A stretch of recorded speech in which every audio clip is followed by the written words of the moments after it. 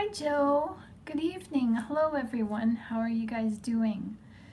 Well, tonight I want to talk about understanding narcissism, just so that we can better understand ourselves. Now, we might not get a chance to delve into all the nuts and bolts, but I'm going to try and give you just as much as I can in the time that we have to talk tonight, okay? So, often when we think of narcissistic abuse, we think that it's kind of like a coffee table term now, right? Let me just turn up my volume. It's kind of like a coffee table term where narcissism is everywhere. Like, we can't get away from it. But still, narcissistic abuse is one of the most misunderstood issues in our society today. It's alarming, as it's alarmingly common. Yet so many of us suffer in silence, trapped in the psychological warfare that occurs behind the closed doors of narcissism.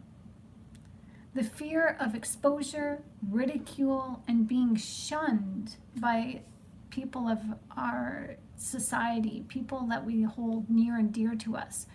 We end up keeping our mouths shut for fear of judgment, and so we suffer in silence. We prevent ourselves from speaking out.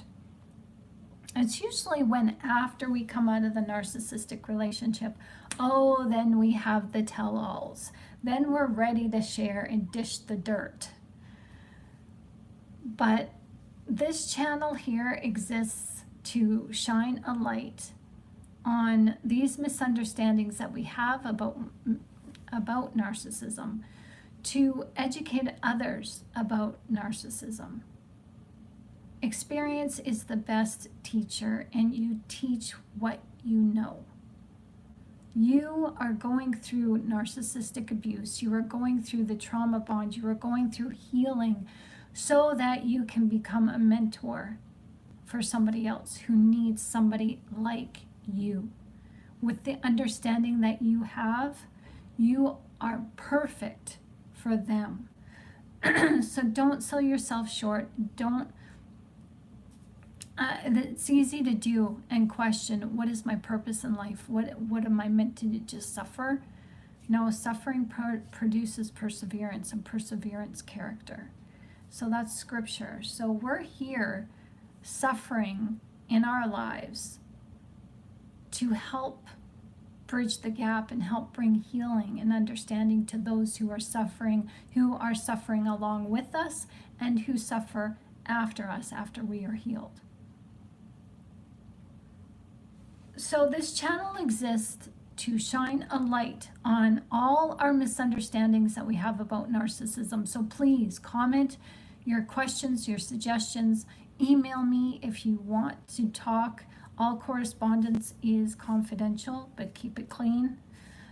Keep it on the topic of biblical scripture and narcissism, okay? Or, some sort of personal issue that you have, such as eating disorders, bad habits, whatever you have going on that you need support and guidance on. I'm here for you, okay? Just let's be respectful. So I have to say this, that I am not a psychologist, and the videos in this video is kind of for entertainment purposes only. You take what you want from this and ditch the rest. But I'm not here to give advice. I'm here to share with you what works and what doesn't. That's the squeaking of our little squirrel. Aw, I think he peed himself. He usually squeaks when he does that.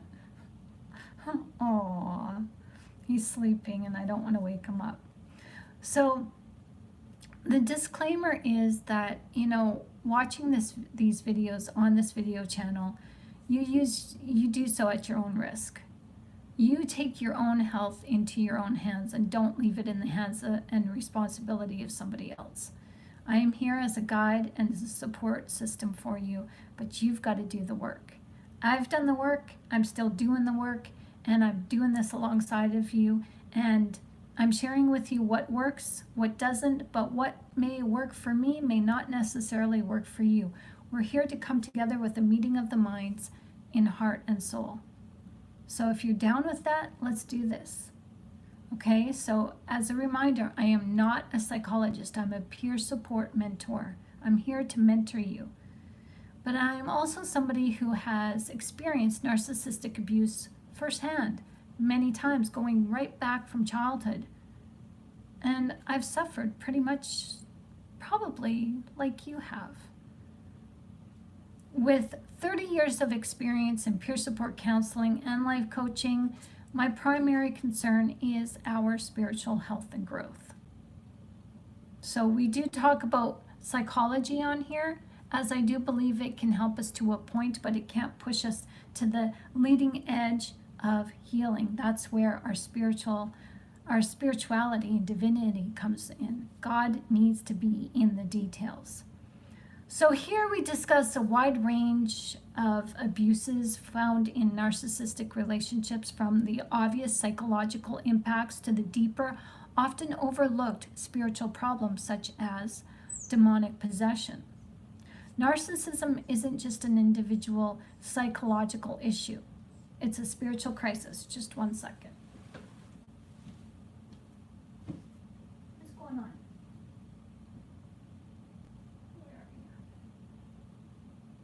Yeah.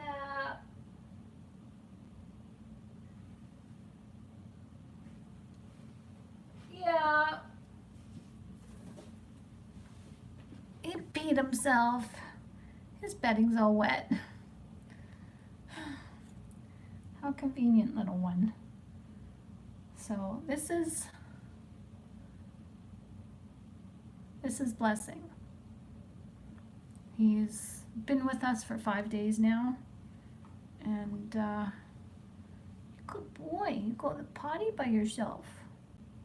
Good boy. Yeah, you can curl up now. I'll clean you up after I'm done, okay? I'll clean you up later. No, it's time to go to sleep. Now he wants to walk around. Okay, so what happened last night was I felt God tell me that he was a little bit dehydrated because he's still really skinny. And the last couple of days I've had to force feed him. Like, he wouldn't eat, like he wouldn't suckle. And so God told me that, he's a little bit dehydrated. So I researched, and sure, it's not that bad, but oh my gosh, he's all excited. He's got all this energy. So I gave him just a little bit of salt water last night, and that helped him. And he's been eating on schedule every 3 hours today. So, and I gave him his last feeding about an hour ago. So now he's not supposed to feed him at night, but he is looking a little bit skinny still. So, but yeah, he is looking good. You're right, Joe. He's looking good. Like his side profile, his face has grown inches. Like, oh my gosh, his head is so big. So, yeah. Okay, you're gonna go back in your little box if you gotta go to sleep now. So, but yeah, so that's, after I gave him the salt water today, he's just been walking around and, alert and eating and not trying to push it away. So that's good. So, thank you, Jesus. So yeah, I'm quite pleased. And he's getting hair now, and his tail is starting to get dark. Hi, Razor. Nice to see you. Oh, hope you got the email. No, but I will check it. Thank you. Thanks for the PayPal. Is that what that is? Thank you so much. Awesome. So I will check that. I've got my hands full, but I will check that. Thank you so much. That's so nice. So, yeah, so I'm so attached to this little guy. He's just so awesome. Like, I can't wait for his eyes to open. He's just so sweet. So last night, to keep him warm, I had him in a little blanket, and I was laying on my side, so he was laying near my hip to stay warm, and I woke up and he was curled underneath my pillow by right here where I was laying on the pillow. He was underneath my pillow. So yeah, so he's just so sweet. But you're gonna go back because you're just walking around. You can walk around in your box, okay? You're a good boy. You're so special. Okay, so we're gonna say goodbye, everybody. Okay, I'll be right back. Okay. I'm gonna bring your box closer so that if you need me, I'm here. Okay. Ouch. Okay. So what we're talking about tonight is understanding narcissism so that we can understand ourselves, okay? Okay, so Razor Words said, your video on scapegoating hit really close to home. Well, thank you. You mentioned scapegoating the other night, and we barely had a chance to talk, so I just hope that helped you a little bit, because I didn't want you to feel like, you were ignored. You definitely weren't. I do my best to bring topics to the table that you guys want to discuss, and it resonated when you brought up scapegoating. I was just like, it resonated with me too, and I just like, yeah, there was a lot of stuff that I just kind of pushed under the table and had forgotten about, but there's trauma from scapegoating, so I hope that helped. Always enlightened by this group. Awesome. Aw, that's awesome. That warms my heart. That's good to hear. I'm glad. That's what we're here for. So, excuse me. So, narcissism from a psychological perspective is helpful, but again, it can only take us so far. It can't take us over the leading edge and really share with us how we can heal in our spirituality. Narcissism isn't just an individual psychological issue, because we're so much more than just meeting flesh and bone. We're spirit, and sometimes, some science is starting to catch on that we're more than just biological, chemical, ordered, functioning cells and whatever. But there's still some areas of science like psychology. Some psychologists, the main frame of psychology doesn't yet bring into account our individual spirituality. So that's why this channel exists, because you can't address the psychology without addressing the spirituality, and you can't address the spirituality without addressing the psychology. The two go together. And so what's happening in this world is that we're seeing not just a psychological crisis of narcissism, we're seeing a spiritual crisis, an epidemic that's becoming increasingly prevalent in our society. We need to call it out, and we need to bring it to we need to bring it out in intention. We need to bring attention to this insidious blight before it continues to spread unchecked. And it's hard not to have it go unchecked, because that's how society was created. This world that we're living in right now, you can look for yourself that there's narcissism everywhere, in every freaking corner that you look. But narcissism itself carries specific psychological patterns of neglect, and each time a narcissist gets away with their diabolical double dealings, I want to say, you know how an angel gets its wings? We can say a narcissist gets its horns. I was going to try and make the an angel gets its wings, voice, but I messed it up. Sorry. I have to do some more practice. But the more diabolical narcissist becomes, the more victimized we are. The more the targets of abuse are invalidated as we sink deeper into the pit of a social construct known as dehumanization. Now, these things I've shared with you in videos already, but dehumanization is a huge thing when it comes to narcissists, because we who are human don't ever think that the narcissist ever dehumanizes us. We don't even think that that's what's going on. We hear the words devalue and discard. We hear these phrases and we take it to heart, but devaluation and discard go hand in hand. They dovetail in what dehumanization is. It's a harsh reality to confront, even when it seems like society is coming to terms with narcissism. It still seems like society is surrendering to the idea that narcissists are here to stay. And this so-called behavioral disorder isn't being corrected, and it cannot be cured. So what do? Yeah, after a while you do get numb to it, absolutely.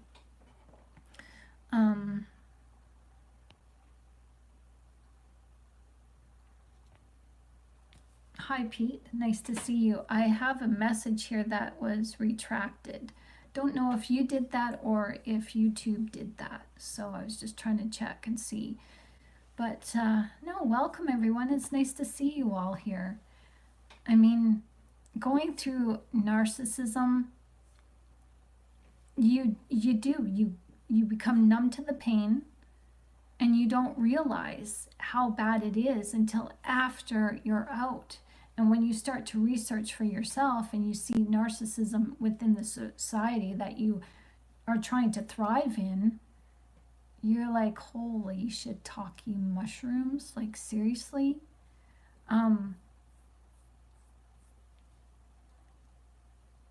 Each time the narcissist gets away with what they be doing, it just causes us to either fight back in a way that isn't becoming of a spiritual human being or a Christian, or we just acquiesce and we give up.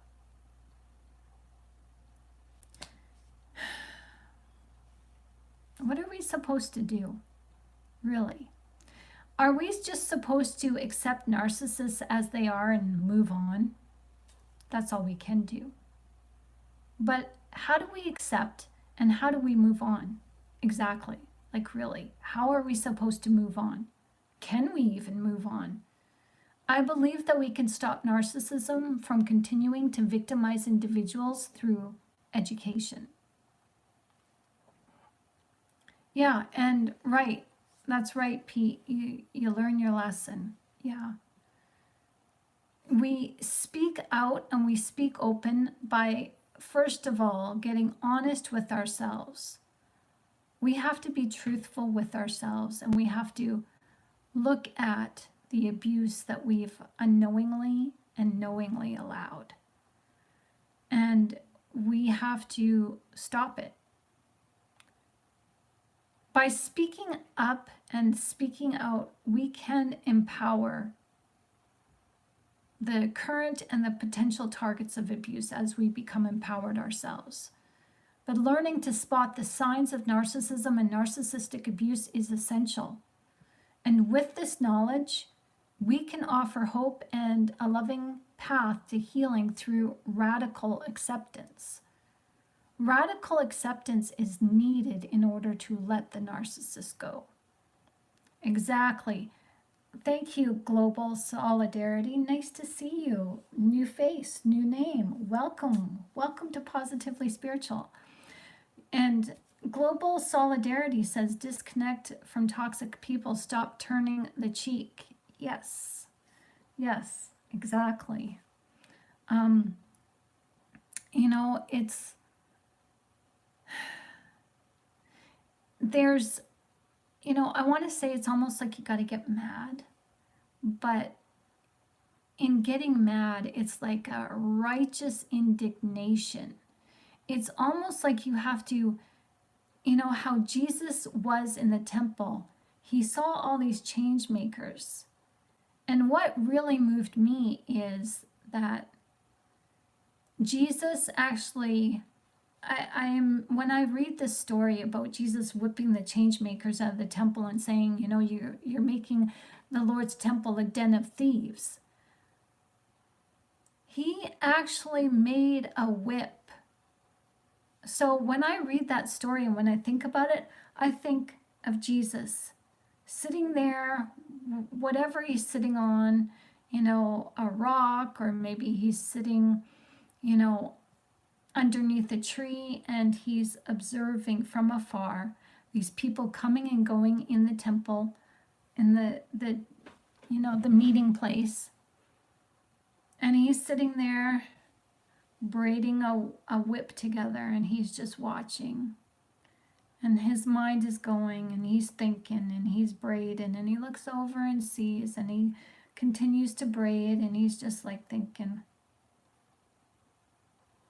And he's just observing, watching more people come and go, and he's braiding, and then when it's finished, whap, he tests it out, and he's ready.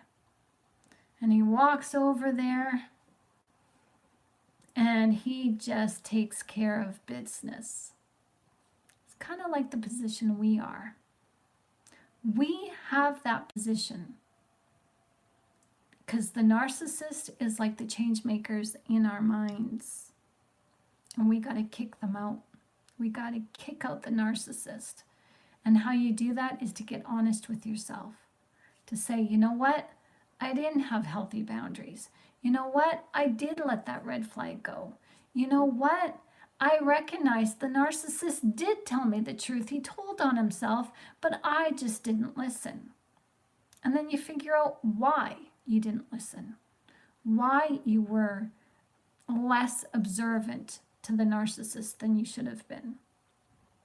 Global Solidarity says, setting boundaries and making the temple sacred as well as the temple of human body. Exactly. Right on. And Joe says, one heck of a lot of patience. Yes, Jesus has patience. And I missed somebody's comment. Okay. Global also said, nice people have hope. Everyone can be civil and ethical. Yeah, we have, nice people do have hope, but we also have an agreeable nature that the narcissist needs, because it's our agreeable nature that allows the narcissist to slip under the radar and do what they be doing. So, grabbing hold to radical acceptance and understanding that life does not stay the same, that life and people change and circumstances change, and your relationship, it has to evolve, it has to grow, it needs to change, because nobody wants a stagnant relationship. That's boring. That's uneventful. There's no growth, and that's where, you just conform to each other. And I mean, that's not even being comfortable with each other. That's just being numb to each other and being numb in the relationship. Nobody wants that. I mean, people want excitement and adventure. And Global says, setting boundaries and making the temple sacred, and as well as the temple of the human body. Yes, that is exactly what Jesus did. And that is what we need to do by getting honest with ourselves and taking a look and having that spiritual checkup by taking a look at our feelings and saying, why was I feeling so enamored with the narcissist? What is it in them that made me feel that way that I'm missing in my life?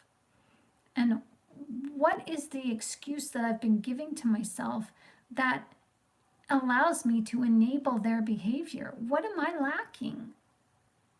You got to keep that temple clean and pure and occupied with the Word of God, the Holy Spirit, which is unconditional love. You got to love yourself. And the narcissist, they find our weak areas where we do not yet love ourselves, and they chip away, because they're like that Trojan horse. They chip away at our insides, just taking away our self-confidence, forcing us to rely on them. So it's a truth. It's a difficult truth to face. Aw, thanks for the hearts. It's really difficult to face this radical acceptance, but you've got to face it in yourself, and you've got to face it in your relationships. But it seems like society is increasingly resigned to the idea that narcissists are here to stay. This so-called behavioral disorder isn't being corrected. Did you notice that? Like, some psychologists say that, okay, the narcissist can be, monitored, or their behavioral disorder can be somewhat, kept under wraps. It can, there's promise, but the narcissist has to be honest with the therapist. The narcissist has to be honest with themselves. There's an air of accountability that the narcissist has to take, as they have to be responsible for their actions, and many a narcissist aren't. Hi, Kent. Nice to see you. Total removal is an answer that you must believe in despite assault. Okay. Okay, you always stump me. You know that? You come on here and you just stump the group. That's awesome. Thank you. So Global says, like shoplifting, it's a thrill until you get caught. Yeah. So it's like we have the psychologists trying their best, or doing their best, to try to treat narcissism. But it can't be corrected, because you stop the modalities, you stop the behavioral modalities that are given to the narcissist. And these therapies, once the narcissist stop these therapies, they revert right back to the narcissism. So what do? Razor says, first getting the narc to believe that he is a narc. Good luck. Exactly. Right. Good luck. So I do believe that there is a way forward, and we're already there. It's this way forward out of this narcissistic hellhole is to educate ourselves. We speak up and shed a light on narcissism as we empower those who are currently being targeted, as well as those who might become targets. But understanding the signs of narcissistic behavioral disorder and its abuse is crucial. And with this knowledge, we can offer hope and guide others towards a path of healing through radical acceptance and assurance, and being a lifeline and support for these people. So Global says, okay, Kent says first, sorry. I don't want to dismiss anybody and leave everybody out. Kent says they can't treat the root where the victim is seeking guidance, right? And Global Solidarity says, acknowledging our own divinity and walk the razor's edge. Absolutely. Yes. And Joe says, even when they get caught, they won't accept responsibility and they project it onto others. Absolutely. You guys are on it. That's right. Like, So it's like we have to become, it's almost like we take the parental role to, we're not here to guide and teach the narcissist how to be human.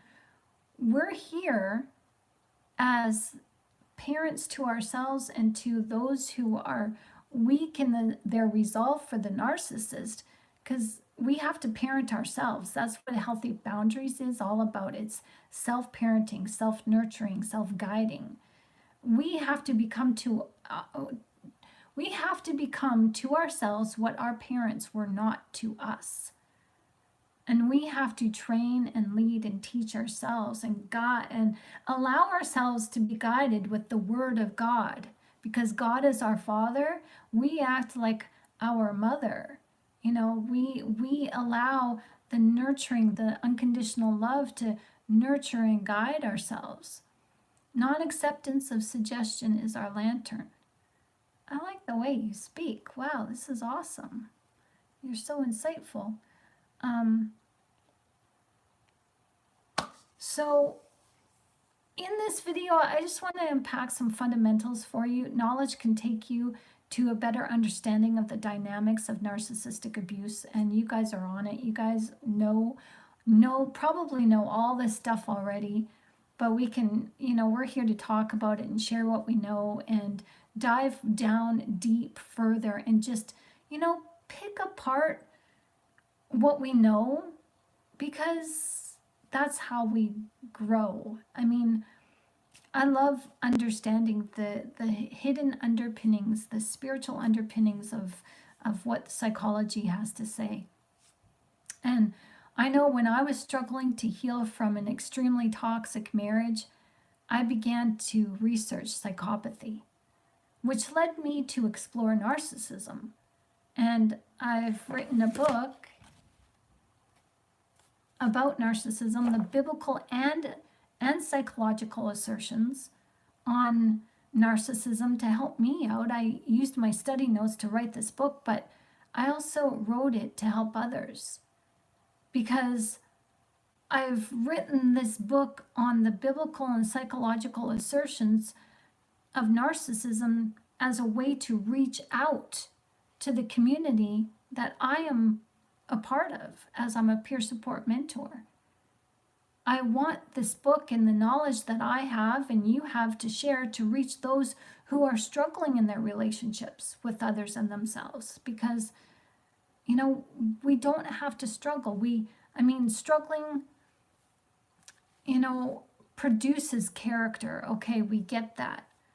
But some of us are struggling more than what we need to, because we don't have the support system. We don't have the knowledge. So these people hate, Kent says this, that these people hate when we steal their God's power and control. Yeah, they've given it up away. They're like, the narcissists are like Esau. Esau traded his inheritance for a bowl of soup. The narcissists traded their inheritance for the luxuries of the world. And now they're regretting what they've done.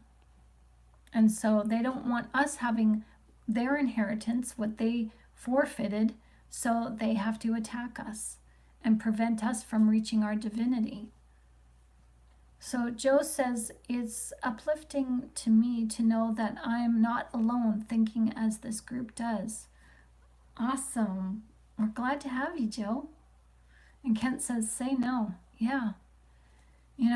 Sometimes it's difficult to say no, but we have to, because that's what parents do. And you have to know when to say no, know when to say yes. And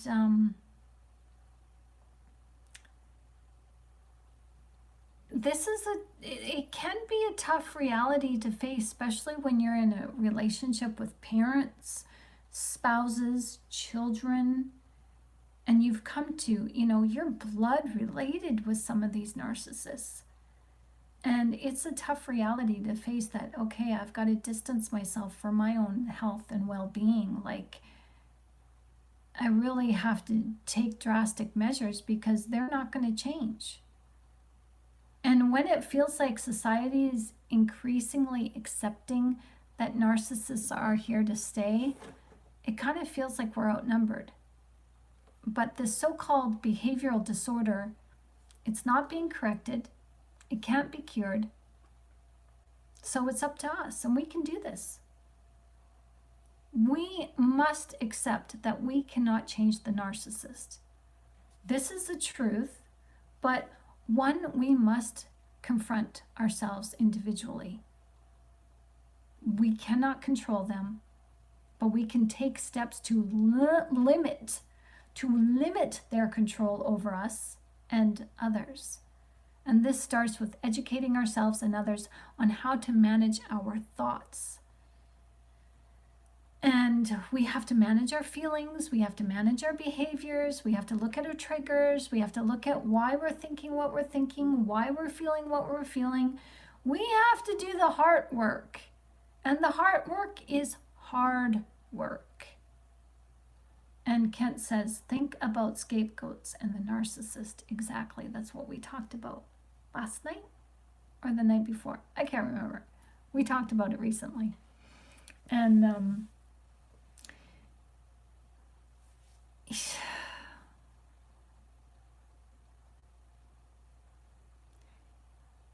we're in this. Like, if you guys do not recognize this, I'm going to say this.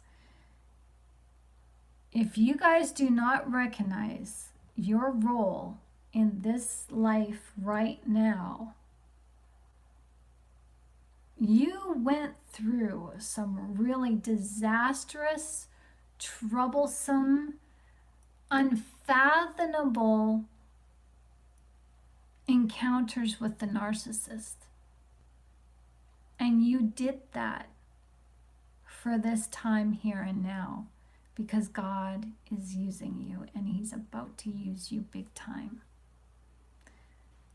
We are the wheat among the tares or the weeds. And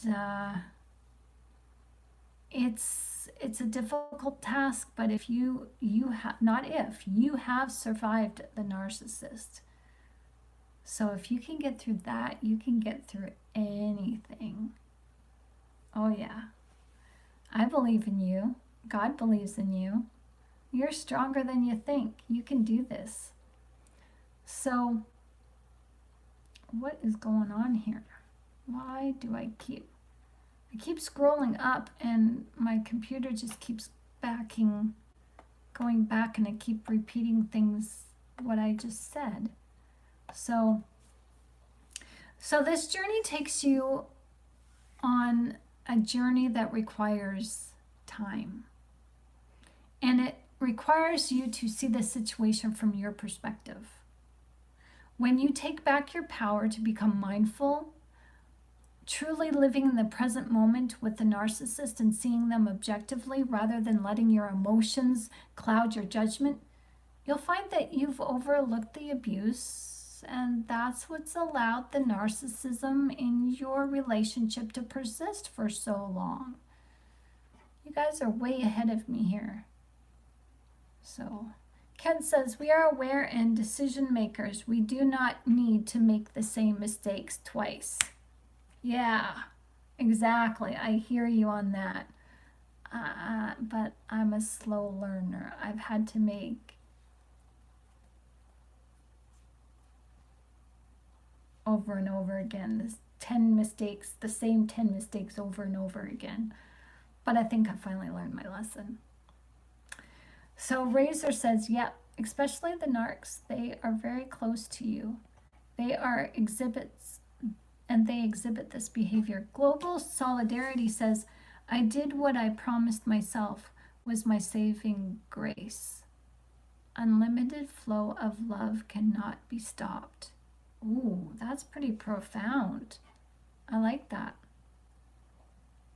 Joe says, yes, I have many times seen God's intervention in my life. You need to have your focus on Him to realize it. Yes, you do. Absolutely.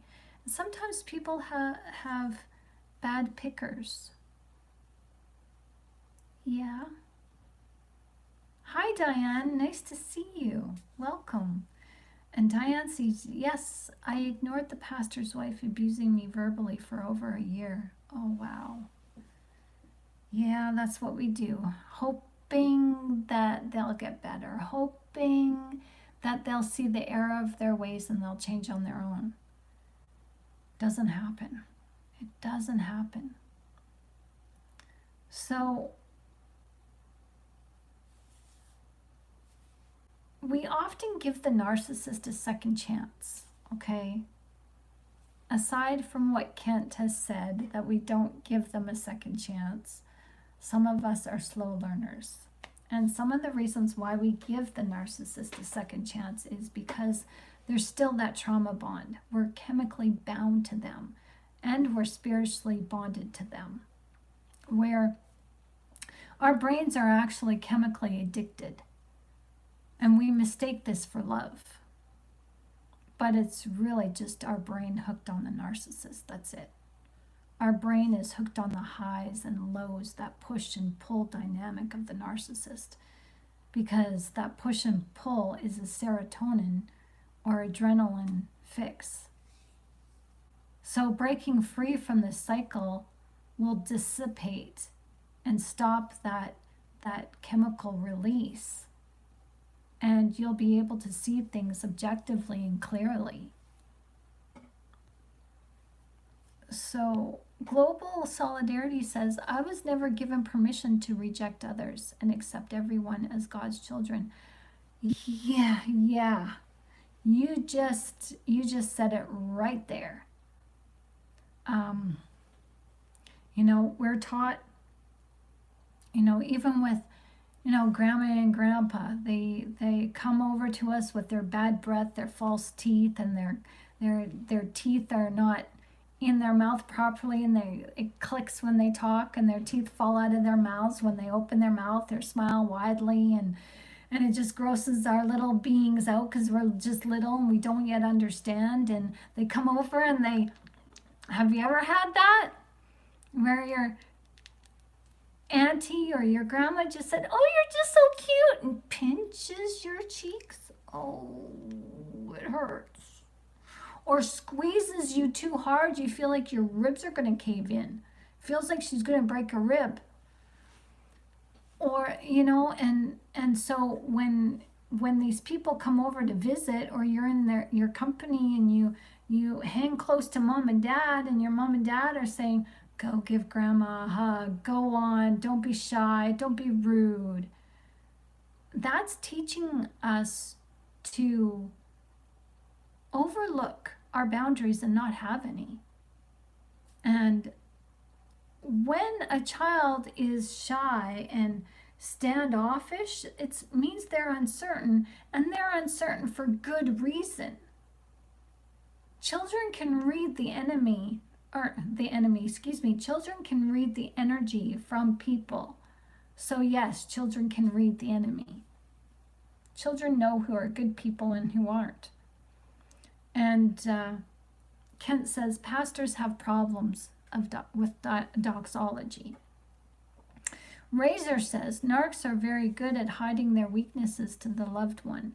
Over time, we are blind, but it will come out. Absolutely. Lies always get found out. So be prepared how to approach the hurt people. They hurt people very deep. Yeah. And Kent says, this is a real conversation that is productive. Awesome. Joe says, oh yes, Grandpa used to do that to me. I tolerated it. Don't we tolerate it? My cheeks hurt from pinching them. Holy cow. Yeah, we tolerated it. Because we were told to. We were made to, don't be rude. It's rude to not go give mom or grandma and grandpa a hug. It's rude not to go sit on grandpa's lap or grandma's lap and give her a hug. And,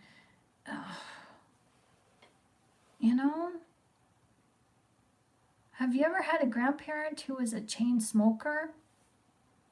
And coffee and cigarettes on their breath when you're a little kid at any time, even as an adult, is like, sorry, off-putting. But he's moving around and squeaking. Maybe he peed on himself again. I fed him too much, maybe. But Joe says, children are innocent, so they are more sensitive to feelings. Absolutely. And Kent says, don't you feel connected to the roots that have passed? Ah, yeah, I do. Yeah, and it's time to get those roots back, because I think we're pretty much the last stand. We're the bridge from, bridging the gap between the roots of the past and people forging their own roots, and those roots are going to be extremely shallow if we're not careful, and the generations to come are not going to have a hope in hell. So Kent says they wanted to send us messages.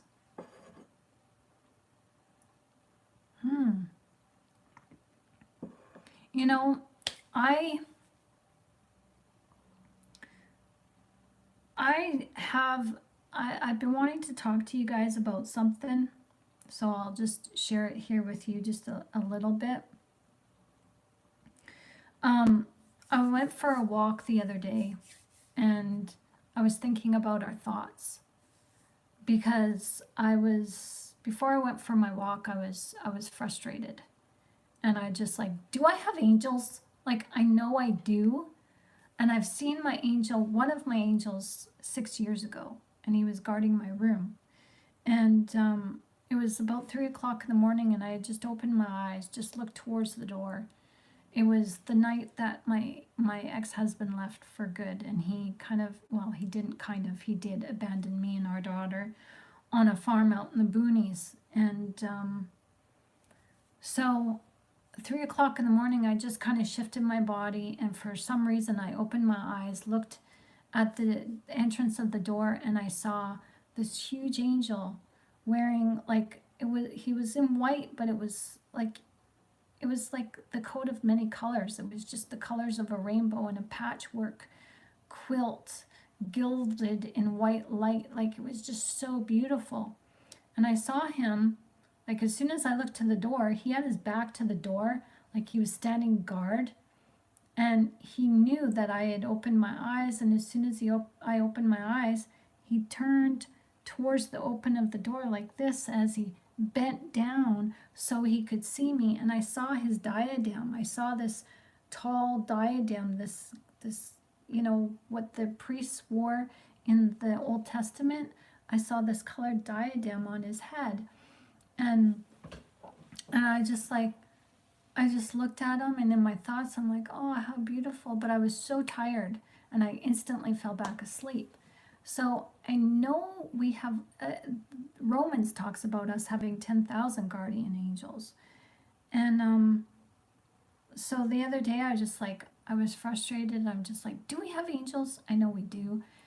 So it was kind of a rhetorical question. Like, it's like, hurry up and get here. Like, show up, work for me, help me out, kind of thing. That was my attitude. And so I went for a walk, and God was sharing with me that our thoughts are messengers. And that's what angel means. The Hebrew word for messenger is malek. Angel is a Greek name for messenger. And your thoughts bring you messages. Your thoughts bring you messages of hope, or messages of doom, as you invoke your feelings and give your feelings to these messages to show which way you trust. When you give joy and your hope and your love and your attention in good thoughts, you're trusting God and trusting those good thoughts to come to pass. But when you allow these negative thoughts to come in, and you attach your fear to them, you're trusting them in fear, and those come to pass. God says we reap what we sow, and thoughts turn to things as what you think about, you bring about. This is scientific fact. So I want to do some more thoughts about it before I really dive into it. I was thinking about this yesterday, about how Sarah, she had the angel tell her that she was going to become pregnant. She didn't believe him. And too much time was going on, and she forced Abraham to, have a child with her maidservant, Hagar. So I just think that is just something special. Like, the more you learn about your self-awareness and who you are as a spiritual being, the Bible just reads differently. It hits you in a more deeply resolute way that makes you just like, how can I not be loved? So Kent says, those are called habits and are a show of submission.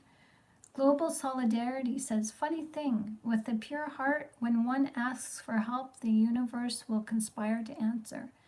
Absolutely. And, you got to lay down that fear. And, that's what I'm thinking. The narcissists, their job is to keep us from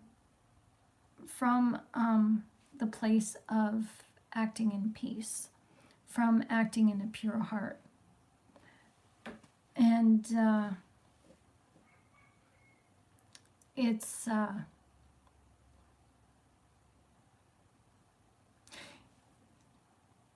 I never thought this when I was really understanding and unpacking narcissism. I thought it should, 10 years ago, I thought it could just be dealt with from a purely psychological lens, and I was actually looking for a psychological cure to our trauma, and there isn't one. As God is our cure. Kent says, maintenance of purity is a daily chore. Humility, yeah. So the reasons why we can't let go of the narcissist, or the reasons why we choose to go back to the narcissist, is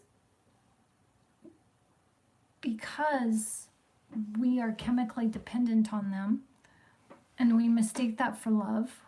We mistake that for true love, that they were heaven sent. Global says, every second we make our thoughts. Yeah. So that's the thing. Like, if we have 10,000 messengers, 10,000 guardian angels, how many conscious thoughts do we have? Like, really, thoughts are not our own.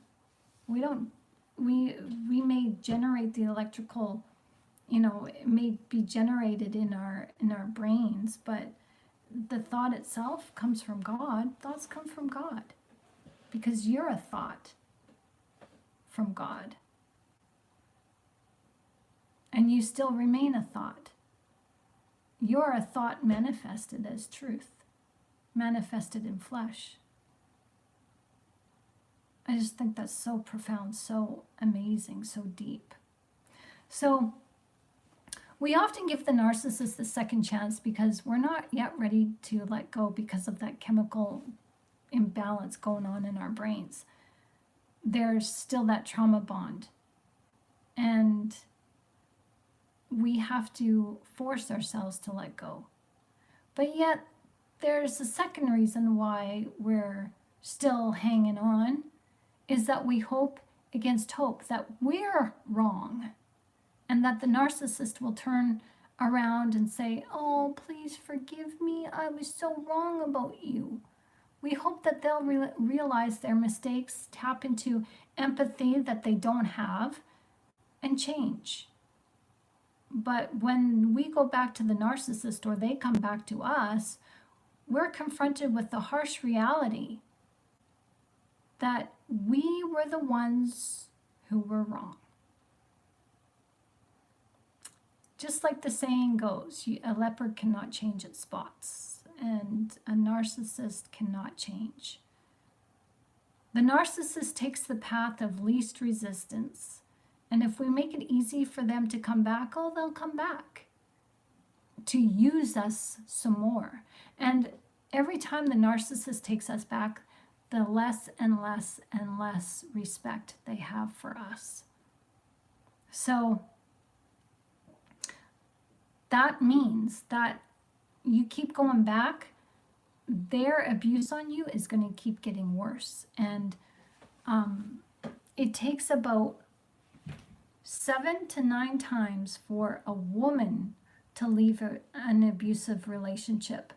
And on the 9th, like the more she goes back, the bigger the chance that her choice for leaving is taken away from her, because she won't make it out alive. I think, therefore I am, Kent says. Global solidarity says light from source flows through us to a dark world. Oh yeah. Thanks for the hearts. Hearts back to you guys. Kent says, no one can see light, only illumination. Yeah. Have you ever had an out-of-body experience? Have you guys ever... And this is kind of getting out of topic, but it's something important that, you know, our spirits are light, and they're white light.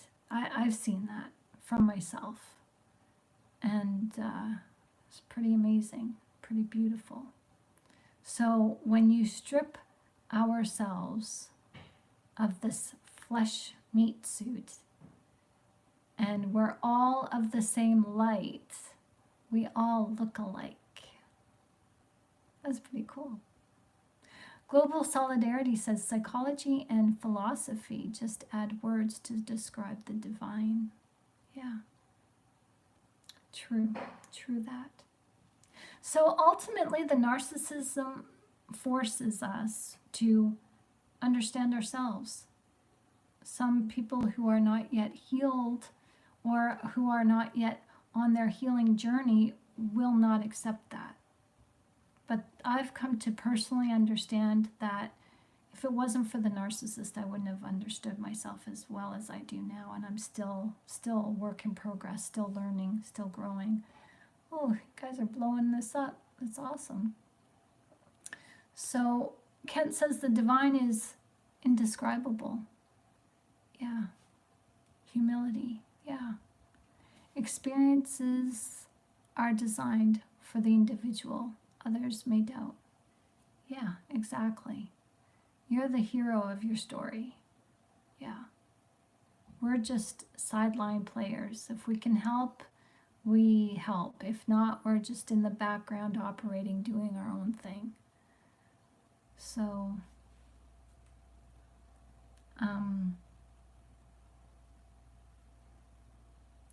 ultimately, for me, I have to say that the narcissist forced me to understand myself, because when I met the narcissist, I didn't know myself. I thought I did, but I didn't know myself. And it's through the pain and the heartache that I came to grow, to see myself as who I truly am, not who I think I am or who I want to be. You know, I got honest with myself and just took a look and asked, who am I? I mean, sorry, I got something in my eye. I asked God one day, you know, God, why do you love me? And I asked this in prayer, and he gave me a love letter, and it was just so endearing, and I didn't understand it at the time. And this love letter was given to me like 20 years ago, and it's just been in the past couple of years that I finally really understand it. As I get to know myself, I can understand his words better. So Razor says there was a good movie that has this topic. Nefarious on YouTube. Okay, I'm gonna write that down. That's great. Thank you. Nefarious. I've heard of it. Nefarious. YouTube. Okay. Just make sure you stay on target. What the main message is. Okay. Kent, the experience is part of the plan. The number of hairs on your head. Absolutely. And global solidarity says we can be co-workers with divine or think of ourselves as a God. Yeah, see, God said to Moses, I am making you like a God to Pharaoh. So we can tap into that divinity to serve, protect, and defend our fellow brethren. And the experience, okay, the experience is part of the plan. The number of hairs on your head, Kent said that. Sorry, you guys, I'm trying to catch up here. This is awesome. You guys this is good. I love this. I love it when we come together like this and talk. I love it. You guys have such interesting things to say. So, Global also says Nefarious is a 2023 American independent Christian horror thriller film. Oh. The team makes the dream. Okay, we're writing that down too. The team makes the dream. And I'll give you credit for it.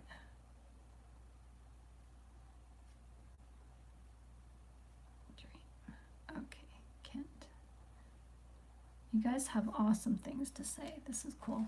So Razor says the depths of evil or the narc shows how much harm can be done.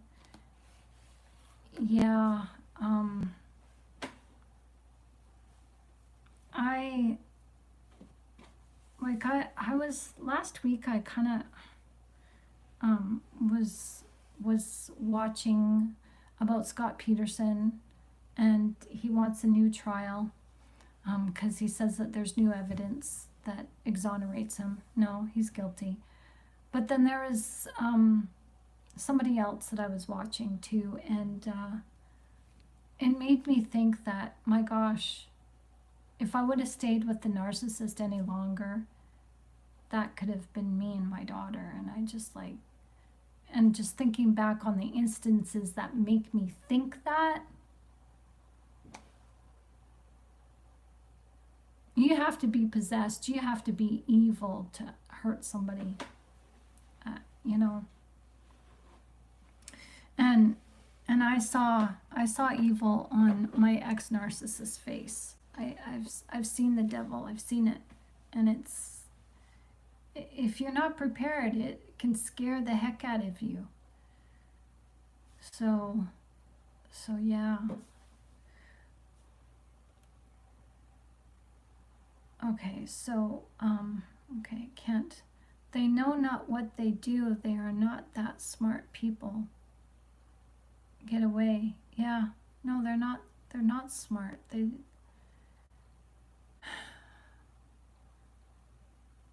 live in a world where they believe their lies will work. But the world that they live in is a world where lies don't work. Because this is our world. We're taking it back. Because this is our world in the way of, this is where we bring heaven on earth, because this is where we learn how to live like heaven's citizens. So we got to take it back. Razor says, yep, they get more devious as time goes by. Prayer and seeking God's help has definitely helped me. Hi, Pete. Nice to see you. You're back. Nice to see you. So, again, ultimately, the narcissist is here in our lives to show us how we can love ourselves. And they show us the areas within us that need healing, the parts of ourselves that we keep ignoring. When we lose the narcissist, we're grieving not just the relationship, but also the parts of ourselves that we have abandoned within us.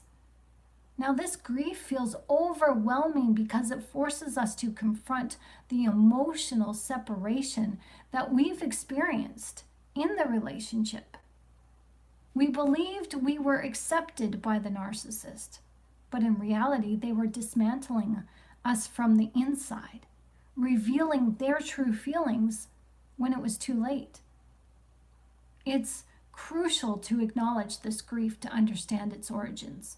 It's not just about the narcissist here.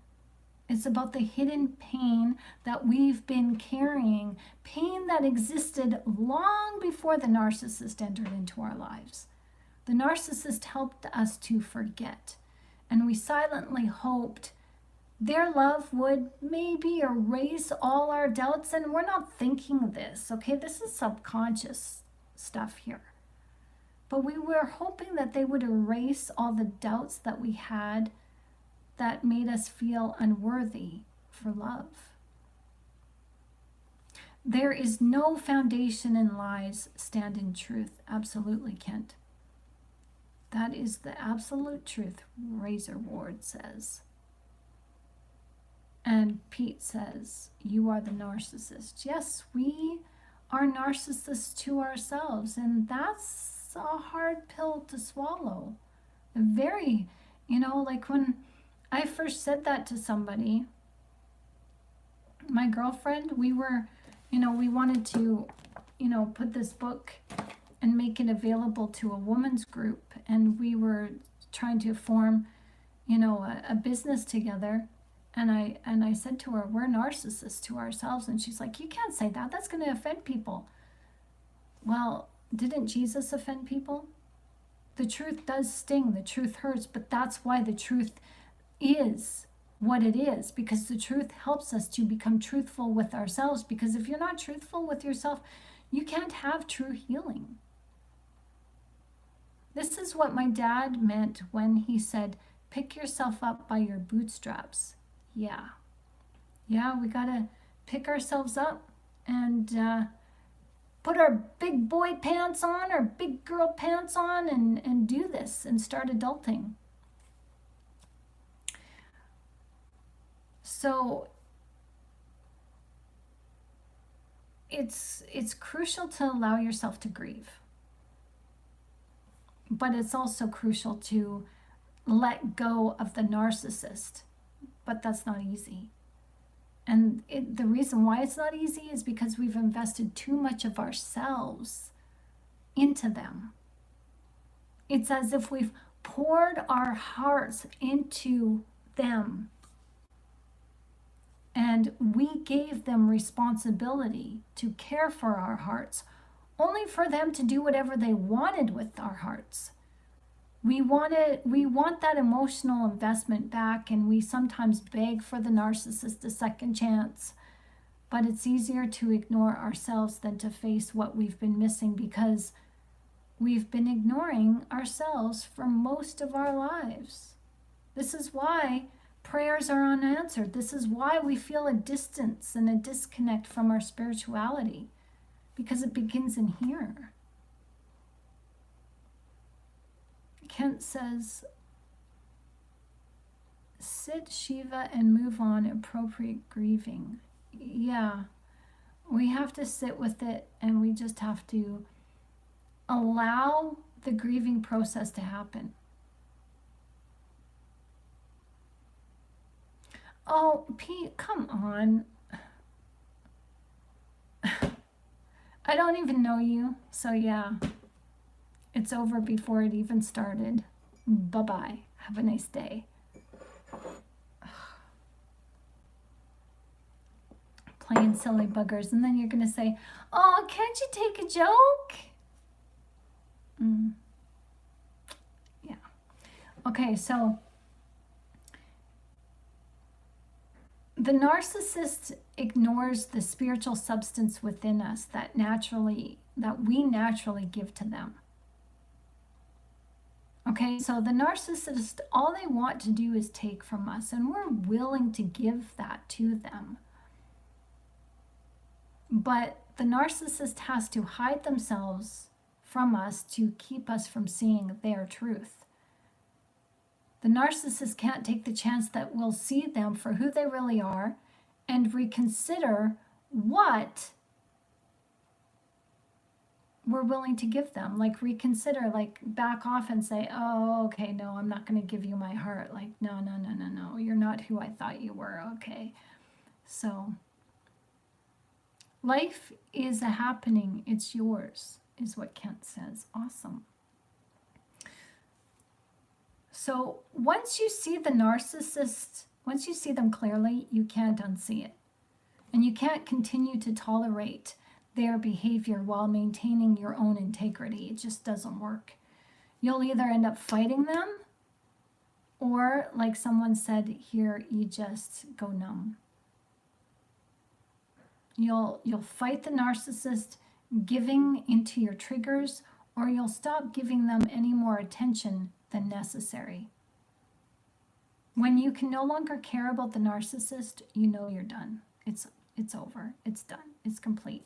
You'll realize that you've wasted days, weeks, months, even years with this person, and you can't get that time back. You've realized that you no longer have the energy to entertain the rottenness of the narcissistic apple anymore. Like you just can't do it. Like it's beyond you now. It's beneath you to even try, because it makes no sense to allow yourself to be devalued and treated poorly when you finally realize that you do deserve much, way better than what you've been given. So it's really freeing when you come to that conclusion and you say, oh, hell no. No, no, no, no. Oh, hell no way. No way am I ever going to let you back into my life. It is just like, it does something to you. It's just so enlightening. You cannot change people, but people change. Yeah. And the more you change, the more you notice that people stay the same. The people who you've been hanging around, the more you change in front of them, the more they stay the same. And you have to be the one to walk away. And Kent says you can be surprised. Yeah, you'd be surprised. So it's really freeing to see the narcissist for who they are on your own. When you have your aha moment, you'll see how empowering it is to distance yourself from someone immediately without guilt or remorse. You'll recognize that enabling the narcissist offers nothing but discomfort for you. And you'll appreciate your own humanity enough to refuse to accept anything less. Like when you understand that you are capable of giving yourself the sky's the limit, you don't want to take anything less from someone else. Like you don't want anybody giving you less than what you're capable of giving yourself in love and kindness and nurturing and respect and honor. So you be that to yourself first, and you will attract that to yourself. But getting to this point, and Kent says, yes, place and accept no blame.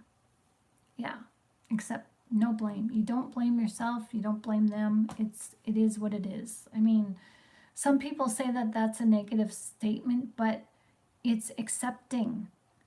It's freeing and accepting that the circumstance is what it is. It was used to help you. You were hindered for a while until you really saw the beauty of the message that was being told and shown to you. And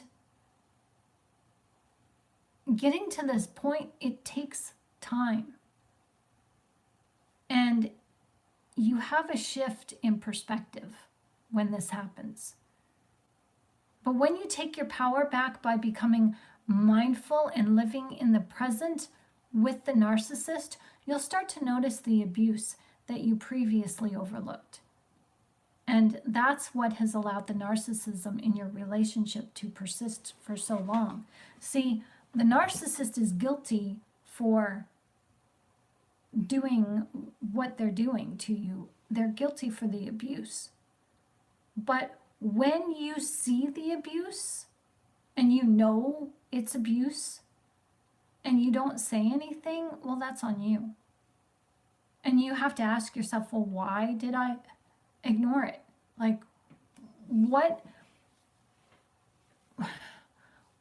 in you is not yet strong enough to stand on your own and still assumes that you deserve that kind of abuse?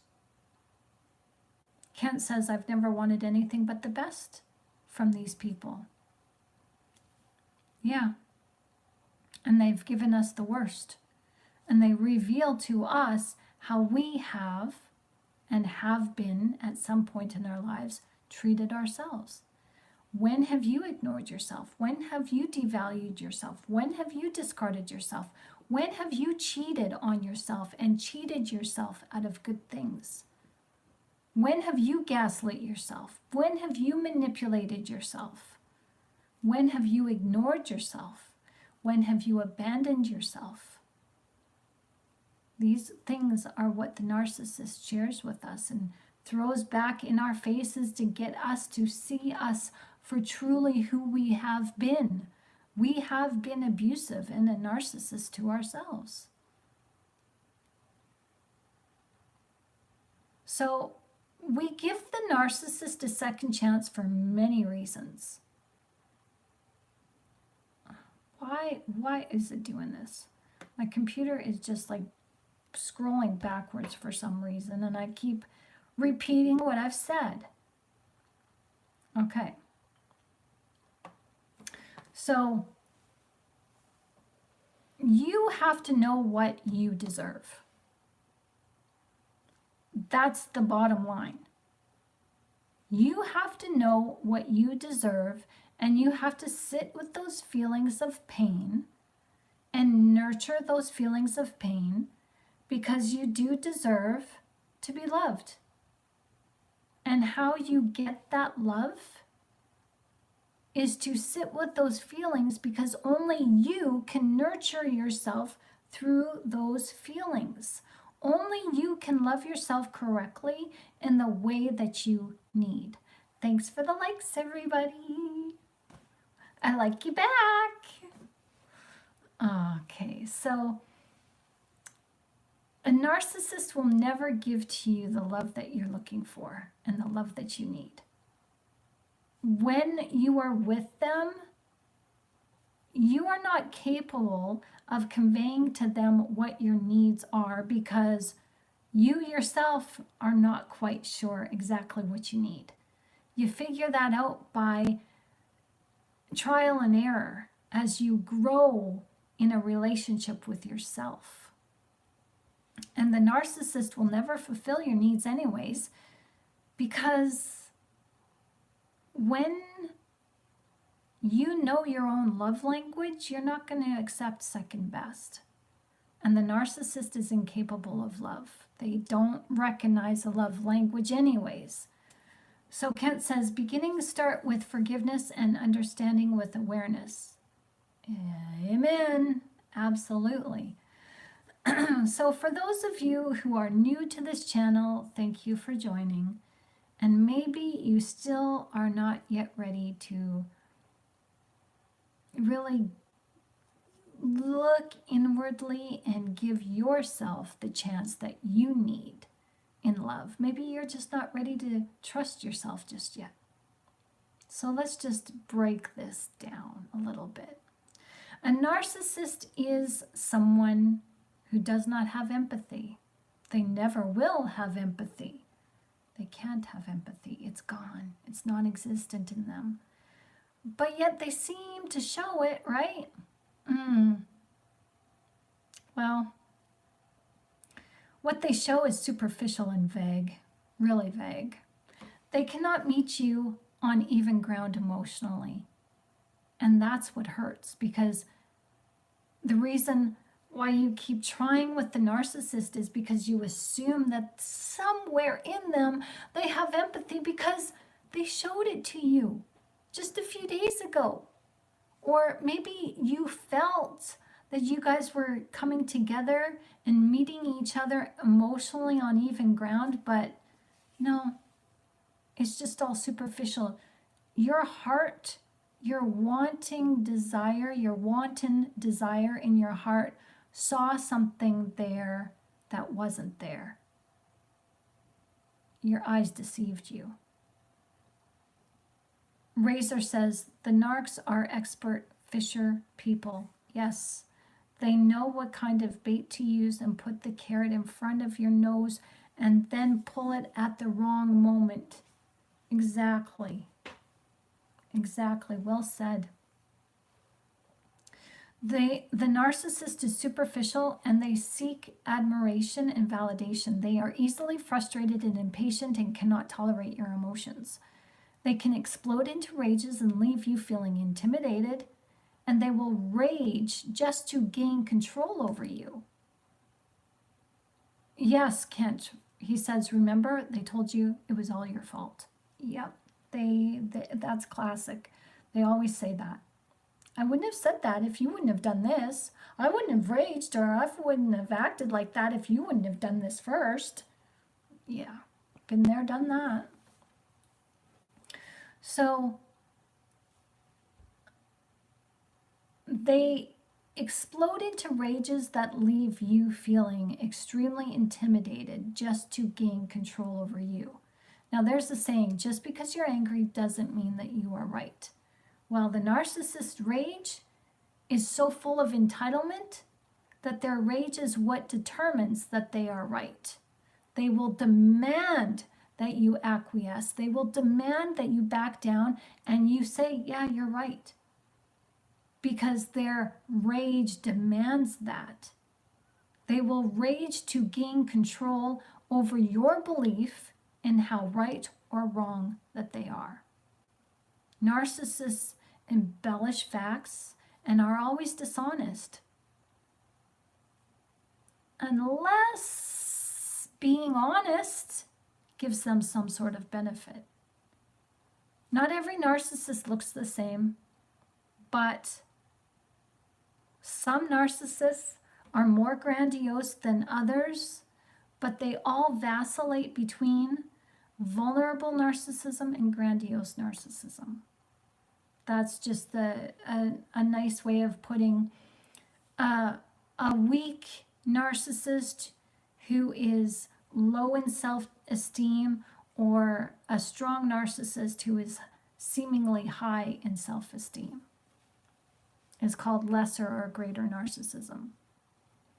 They live in plausible deniability, Kent says, or declare ignorance. Yeah, I don't know what you're talking about.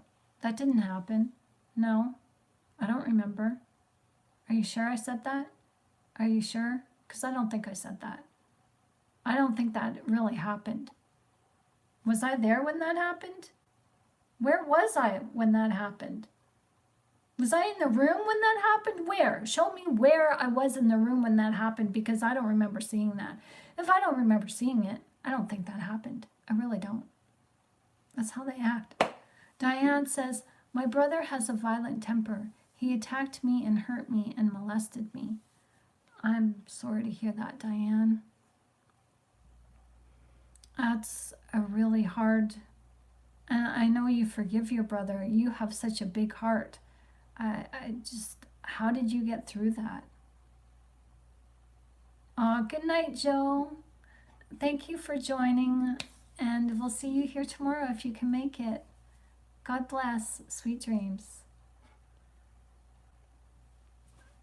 Kent says, that's the voice of experience. Oh, yeah. Diane says, Razor says, Diane, sorry to hear about this.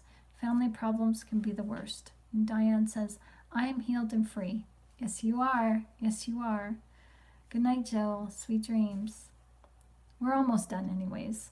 So, yeah, narcissists, they embellish facts and they're always dishonest. You can never trust whatever.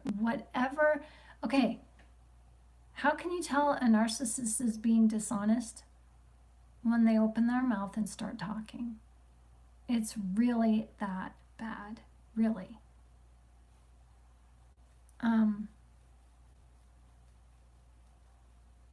There's always two faces to a narcissist, the one that you see and then the one that you don't see.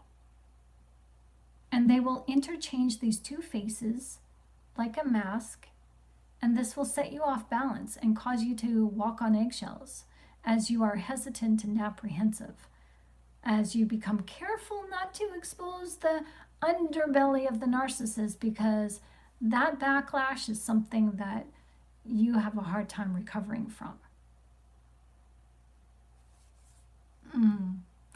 Do you know Diane, Global Solidarity? He laughed at, okay, Diane says he laughed at me when I confronted him in July. Oh. Kent says, Diane, this is a hug to you. Aw, you guys, group hug, big hug. Lots of hugs for Diane too, yes. Yes, thank you, Kent. And thank you, Global. I think that emoji or whatever is a hug. I don't know. I don't know I'm learning emojis and stuff like that. So, but yeah. Man,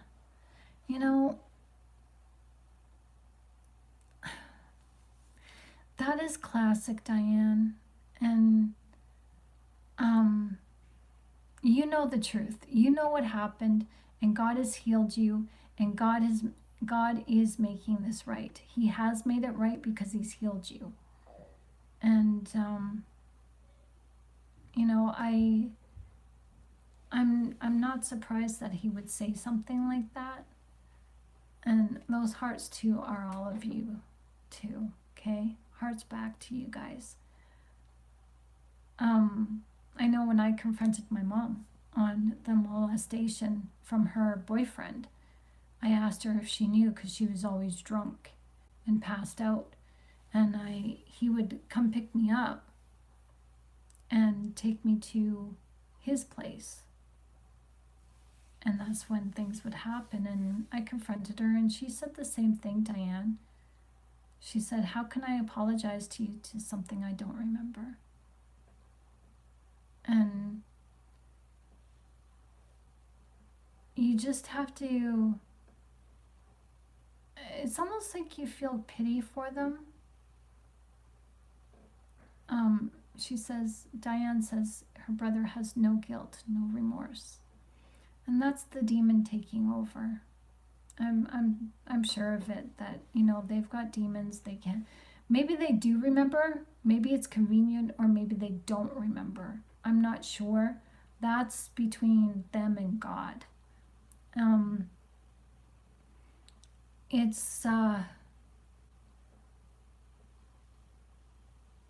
His eyes were pure black. Yeah. And you know this stuff because Diane is a woman of spiritual warfare. She's a prayer warrior. You need prayers, she's on it for you guys. Like she's awesome. She's a really good prayer warrior.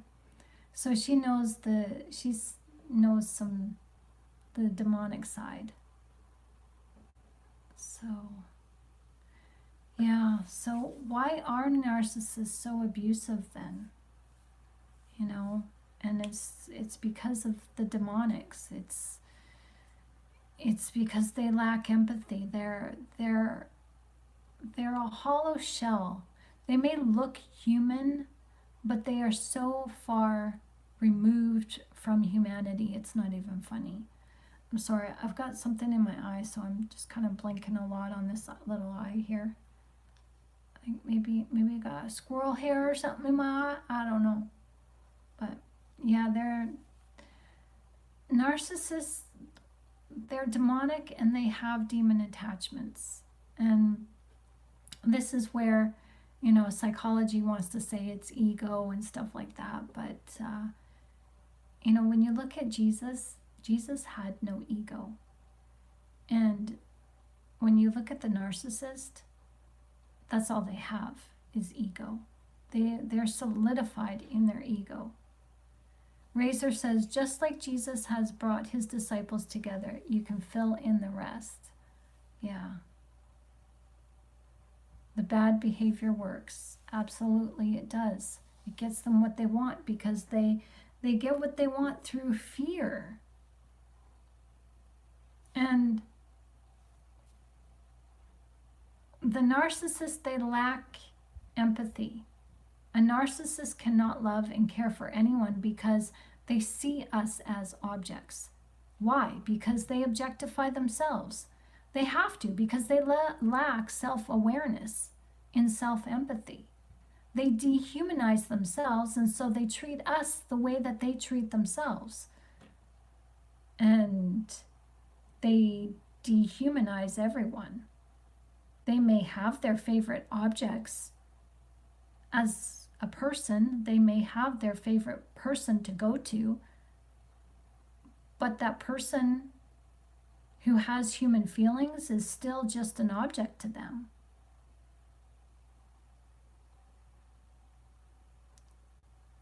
It is amazing how well that juju works.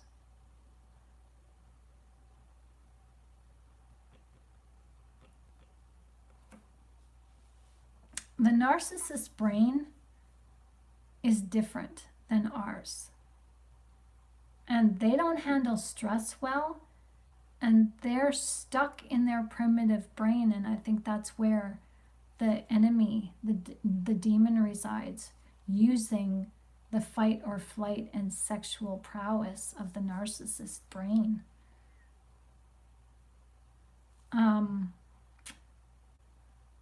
See, it's called the reptilian brain, but it's just the primitive brain. And the primitive brain structure of, like, we all have the primitive brain structure, but for the narcissist, they're solely stuck in the primitive brain structure, which is focused on fight and flight and self-preservation through sexual contact. This outlook on life has no need for emotions because emotions are a liability for survival. How the narcissist processes their outside environment is not the same as you or I do. It's two different things. Narcissists are abusive because somewhere in the developmental stages within the womb, even at conception, I am convinced, and even during the tender years of child rearing, the narcissist was not nurtured in the human condition of love. Love through empathy was not their foundation. And when they were shown love, they as a child manipulated that love for their own gain, or they shunned it. It's how we shun evil. Our brains are not hardwired for immoral acts. There is a hidden barrier that will not permit our minds to think on certain diabolical, disgusting topics. We are innocent of these diabolical ways and we're innocent of thinking about some really, really heinous atrocities. We do not have it in our genetic or spiritual makeup to participate, let alone think on these things, as we shun these bad things. It's as if these bad things do not exist for us. In our childhood, we stayed away from the things that hurt us, right? We stayed away from things that we didn't like, while the narcissist shuns truthful, benevolent things in the same way. They embraced the evil things, the evil thoughts, the hidden thoughts, and plotted things in their minds to make their own way. I know that was a horrible cackle, sorry. I can't even fake evil. Don't want to. The child narcissist who doesn't grow out of this grows up to be the narcissist who hangs with evil, who hangs on to wicked thoughts and shuns goodness. Narcissism, seen in children, is often called behavioral dysregulation, The child will throw temper tantrums, start fights, disrespect and validate family members and friends and people in positions of power. They will even abuse the family pet, so be careful. The narcissist develops an indifference or apathy to their environment. Had to Google juju. Global Solidarity says there is good and there is bad juju.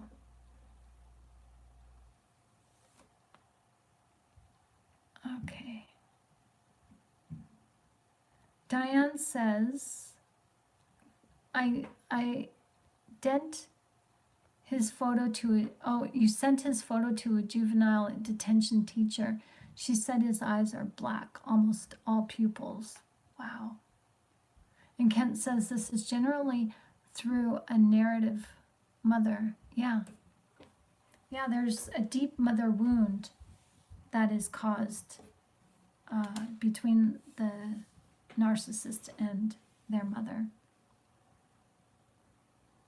They do what works for them. And so why does the narcissist say they love you when they are incapable of love? The narcissist loves the way that you make them feel. Full stop. That's it. That's the long and the short of it. Love to the narcissist is a tool and a weapon utilized to get what they want. For the narcissist, the word love is seen nothing more than a contract.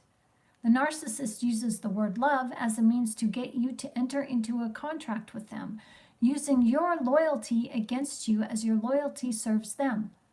They know that you won't leave.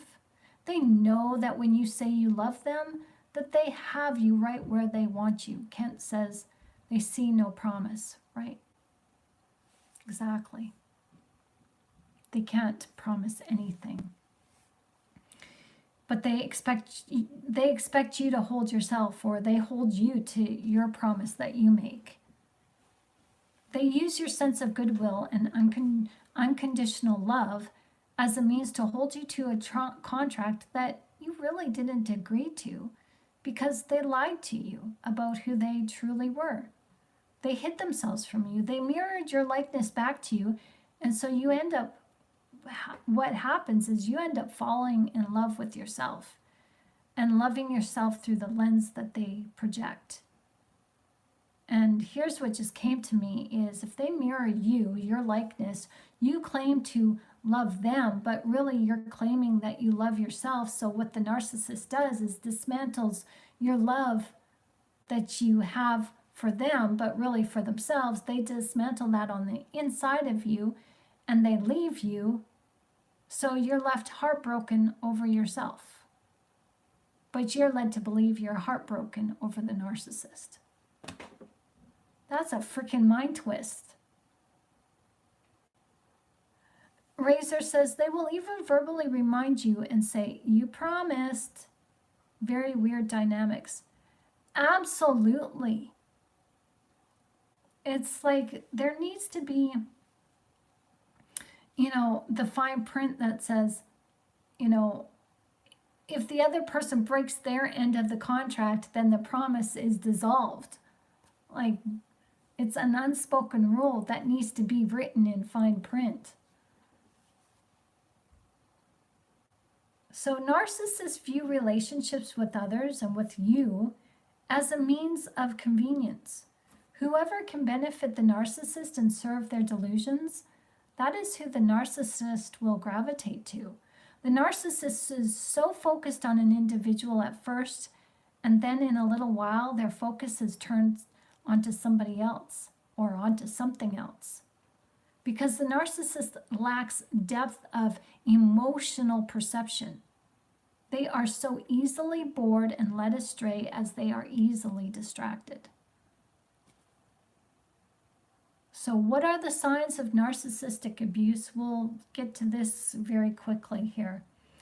Because in a nutshell, any behavior that undermines, maligns, and dismisses your self-worth, the narcissist manipulates and lies to you, using gaslighting tactics to get you to question yourself instead of questioning the narcissist. You know that you're being abused. That's abuse.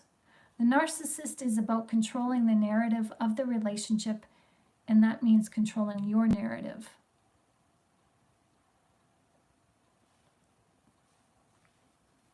What was a bullseye, Razor? The narcissist has you under control. That's their, oh, okay, what I said. Okay, cool. Thanks. The narcissist has you where they want you, in a position to control you. So in the relationship, you're not meant to have a say, a voice. And you're not allowed to have a thought that exists outside of the thoughts and well-being of the narcissist. It's as if you're supposed to read, not between the lines, but you are supposed to be that proverbial mind reader of the narcissist. And I know I've said this many times to different narcissists. Well, I'm not a mind reader, but they expect you to know what they need.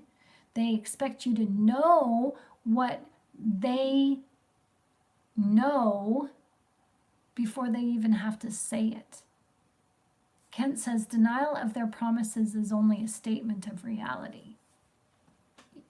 Yeah, it is reality. And you can't hold them to anything that they say. Diane says risky actions and violence make some feel alive, like my brother.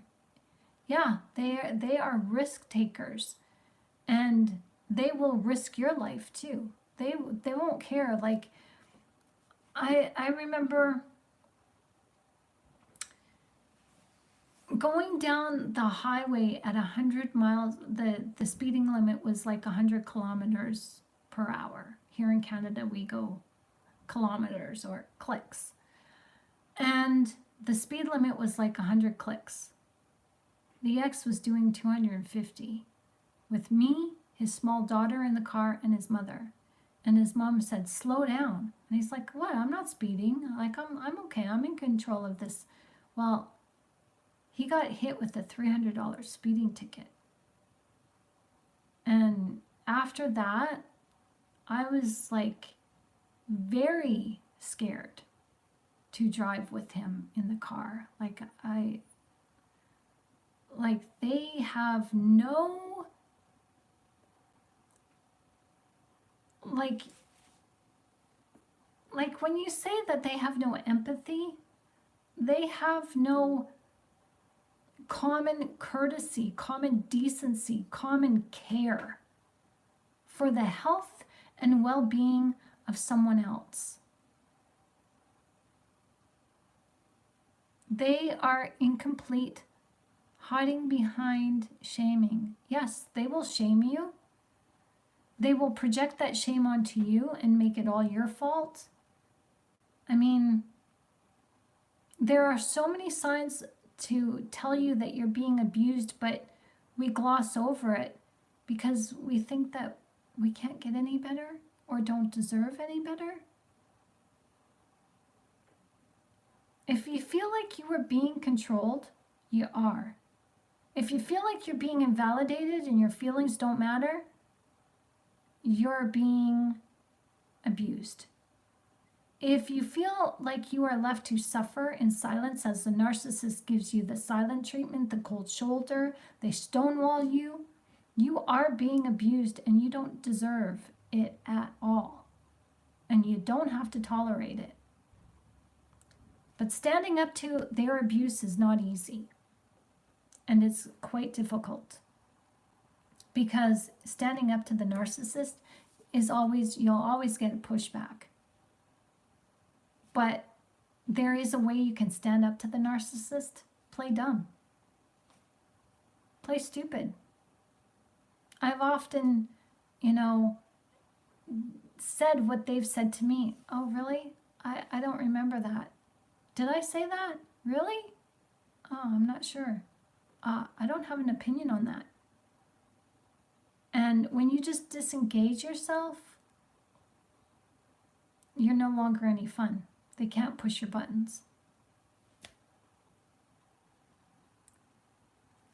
So understanding how to stand up to the narcissist is vital for your safety and your health and emotional well-being.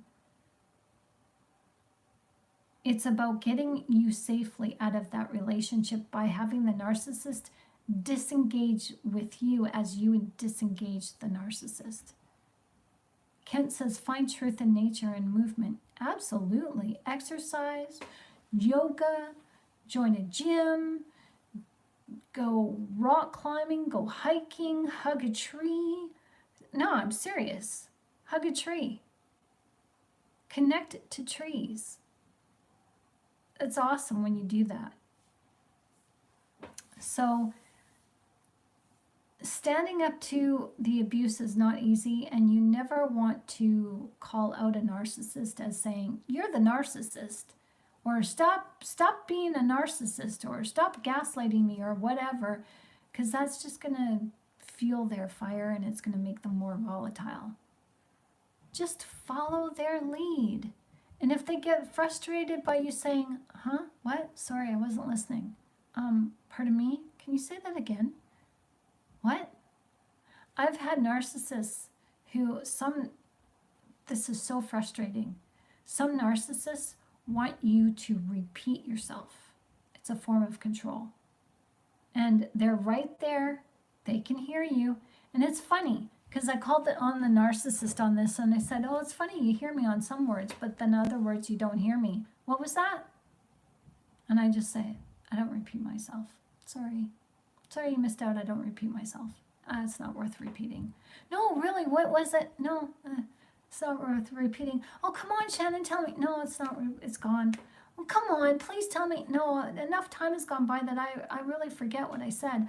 No, you don't. No, I forget. I really do. I forget. I'm sorry. It's gone. The moment's gone. It's gone. Can't get it back. It's okay. It's okay. It wasn't important anyway. And it frustrates the heck out of a narcissist when you don't repeat yourself, because they do. They want you to repeat yourself. They'll say, huh? What was that? Pardon me? I didn't quite get that. Can you say that louder? It's a form of control. So if they want you to say it louder, say it softer. I want you to say it louder. Can you, I can't hear you. I'm sorry, I am talking loud. It bugs the heck out of them. And then when they get frustrated, you say, I'm just following your lead. What do you mean following my lead? Well, I'm doing what you do. And it's actually quite fun. I see why you do it, because it's fun. Oh, well, I never. Bye-bye. Toodles. It's fun. Like, you can get away with doing this to some narcissists, but not all narcissists. And definitely don't call them out on their narcissism, because that's just gonna blow up in your face. And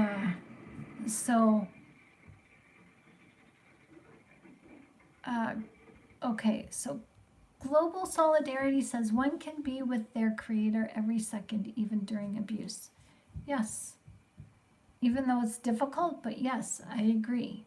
Yes, you've got to be strong in your self-knowing, your self-awareness. But that's a really good point. And Razor says codependency is one of the tricks in their bag. Absolutely, another good point. And Kent says, I am done with that. Yeah, we're done with narcissists. No more. No more. We know what we know. We're, finally free from them. And, standing up to abuse is not easy, but when you're free, you don't ever want to go back. So if you guys need, some mentorship or need to talk, you can feel free to use my email or comment down below. You can download literature in ebook form on my Ko-Fi channel. You can download e-courses, and you can actually sign up for a one-on-one mentoring partnership with me monthly. And if you like the first consultation, we talk on the phone and it's free. So you can do that. Sign up is on my Ko-Fi channel, or you can email me if you want.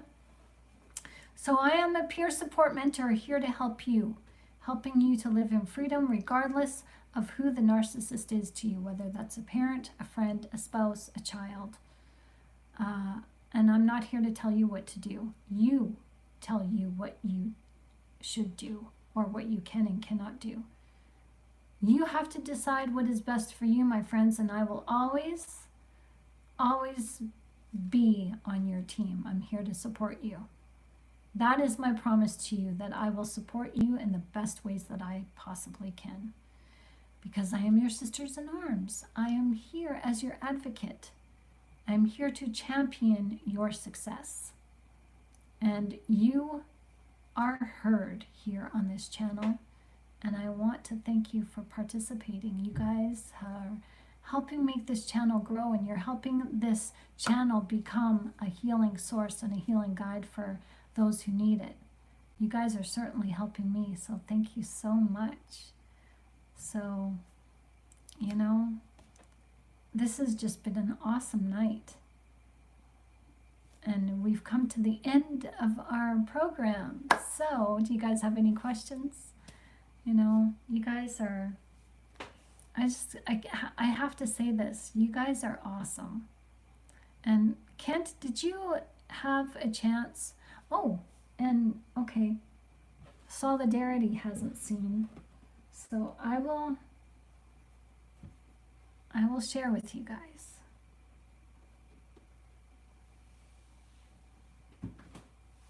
This is day 5 of looking after an abandoned squirrel.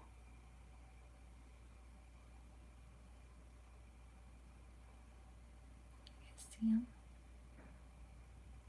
He's just over 3 weeks. He's got 2 little bottom teeth, and they are pointy as heck.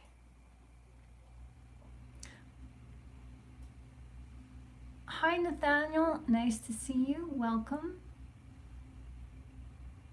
So, yeah, so for those of you who do not know, I am looking after an abandoned squirrel. I found him last Tuesday while we were going through a heat wave. He was found he was screaming at me to pick him up. I found him on some hot asphalt. And my day has been good, thank you. How has your day been, Nathaniel? Yeah, so took him up. We've been feeding him some puppy milk, and he's thriving, doing good. And he walks. Well, he's still a little wiggly and wobbly, but you know, we're gonna take care of him and feed him nuts and have him live in our backyard. So yeah, so we call him Blessing because just a few days before we found him, I did a video that you have to be a blessing, or you are a blessing to be a blessing. And this guy has been a blessing for us. And, you know, we blessed him too. So it's God's in the details. So whatever you guys are going through, I just want to say that God loves you, and so do I. And you're going to make it.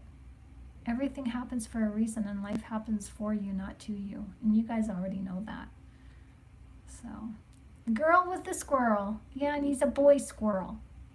So, he makes a mess when he goes to the bathroom. Just like a little boy. So, Global says, secret equals infinity questions, one answer equals love. Nice. Nice. Mount Zion Apostolic Toronto Church, Canada. Wow. Okay, cool. They must be on the internet, right? I'll look them up. So God bless you too, Diane. God bless everyone. So I'm looking forward to seeing you guys tomorrow at 10. We have a holiday here. Okay, they're on YouTube. Okay, I'll check them out, Nathaniel. Thanks. We have a holiday here tomorrow. Tomorrow's Labor Day. So we go back to school. The kids upstairs go back to school this week. So we will have earlier hours, so we're not staying up till all hours of the wee morning talking. But this has been fun. And ever watch Sex Ed? No, I've never seen it.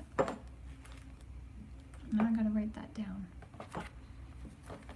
So we gotta watch Nefarious on YouTube and Sex Ed. Or is it 7? Yeah. Okay.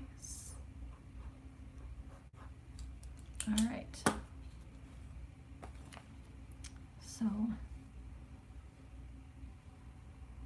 yeah, I've never looked after a little squirrel before. So I'm just like, seriously, this little guy he's in my heart already. I'm so honored and so humbled. 7. I was gonna ask you. I was gonna say, can you spell that? Because maybe it came out wrong. 7. Yeah, I remember seeing 7. I don't remember all of it though.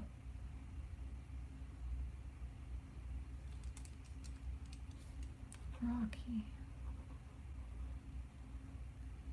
Yeah. Mama Shannon. Yeah, it feels good to be a mom again. But I don't know. I look at this little guy, this little squirrel, and I just like feel so humbled that 7 deadly sins. Okay.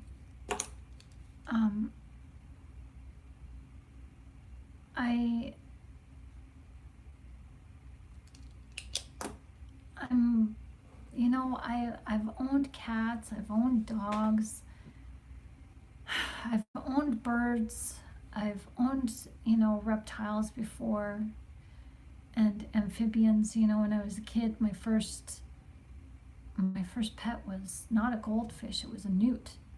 So this is just, for me, this is just something that is helping me to tap into this nurturing quality and to let me recognize when I nurture myself, to just, take those moments and just be a nurturing mom to myself and just be kind and don't be so hard on myself.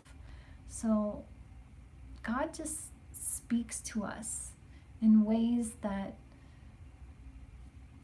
punctuate our hearts in a way that just drops us to our knees in humility and just, yes, God, we are loved. So don't know one of Brad Pitt's first movies. The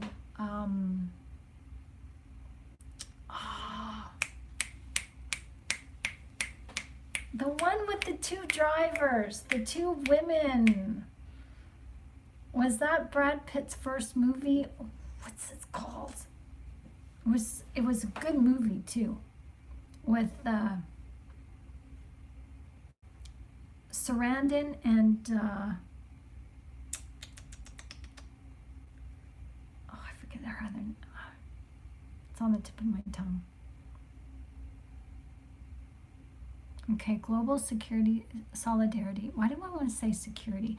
Global solidarity says narcs redirect us back to our spirit. Yes, they do. Thelma and Louise. Thank you, Razor. Yes, that's the movie. I think that was his one, if not, it was at least one of his first movies, right? Brad Pitt. Uma Thurman. Diane Victoria says, yeah. That was a good movie. So,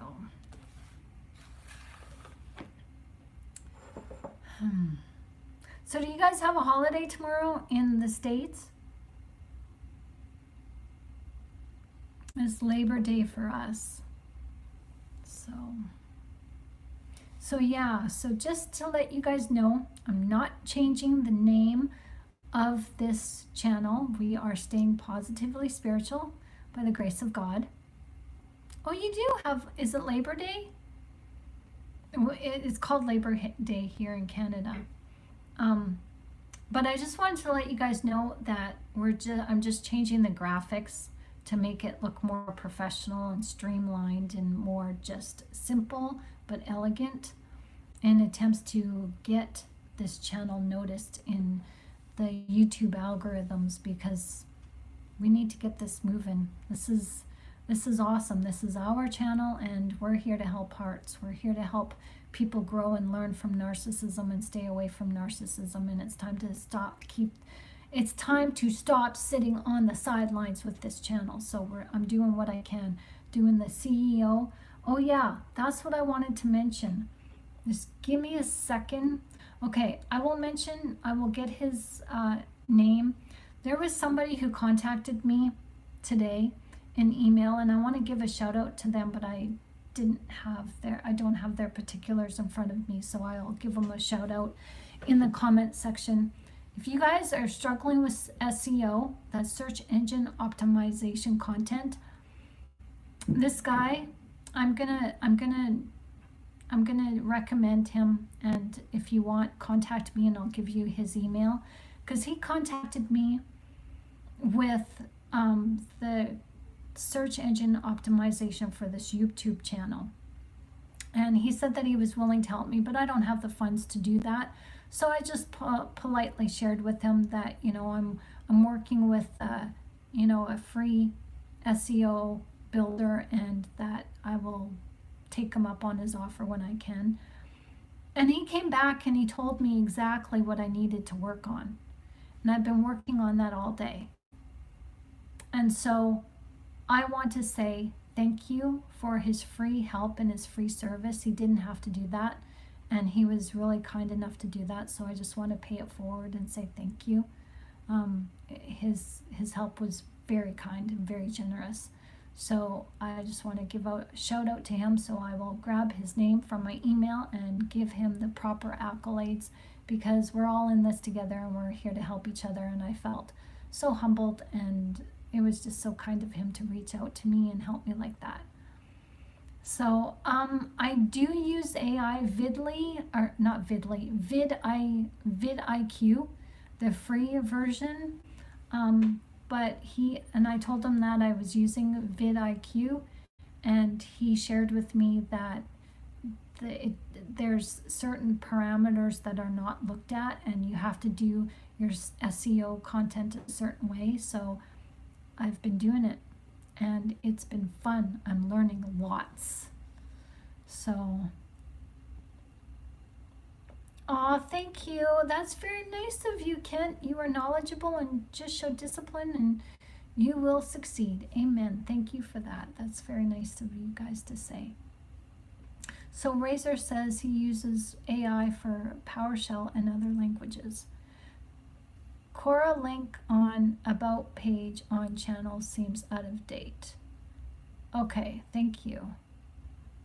All right, thank you, Global. I will fix that.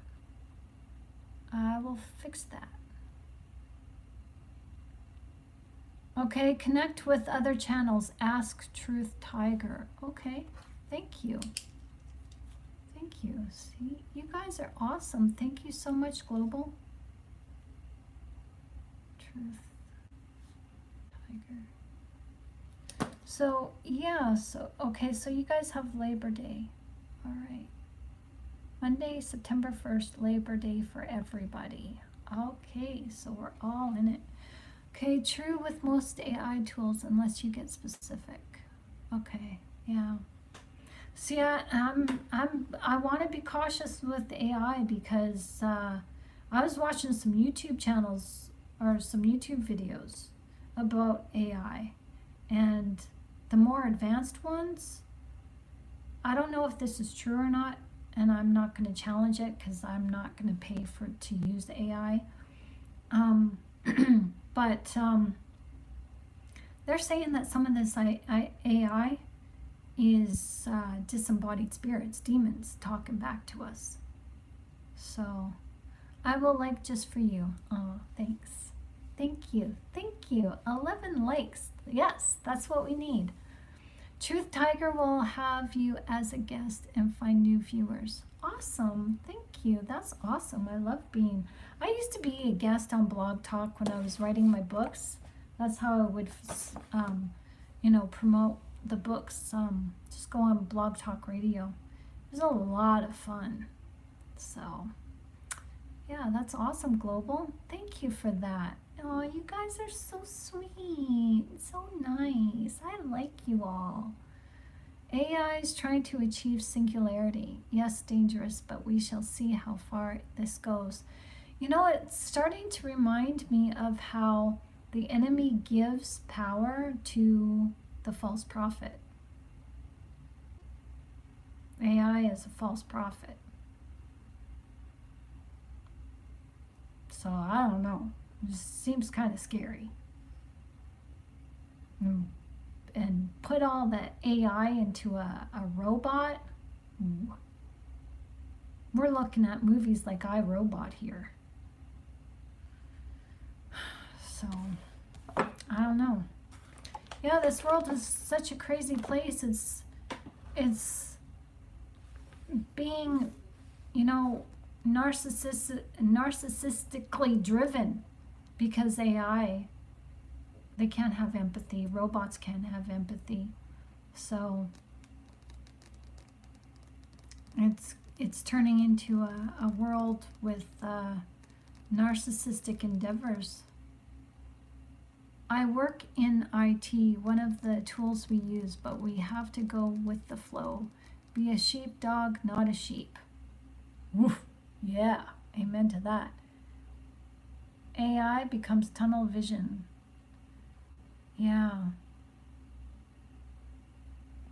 Yeah, I just used ChatGPT, and I accidentally stumbled on, I typed in a question on Bing there the other day, and the Bing chat bot came up and stuff, and so I started asking it questions, and I was just like, are you not listening to me? Like, you're not listening to me. Those are not my words. I've never said, I don't want that. Like, I told you not to include that in this paragraph. And Bing shut down on me and said something like, I can no longer continue this conversation. I think we should start another discussion on something else. Because I wasn't yelling at it. I was just like, you're not listening to me. Or are you hearing, like I typed in, are you hearing me? Like, are you listening to me? Like, stop going rogue. Forehead to forehead, exactly. So, yeah, so after I watched these videos, I was testing chat, and then I tested Bing, and I tested the chat GPT, and I just like, what is your name? What is it that you do? How were you formed? How were you created? And chat was giving me stuff like neural networks. And I said, well, what is the neural network?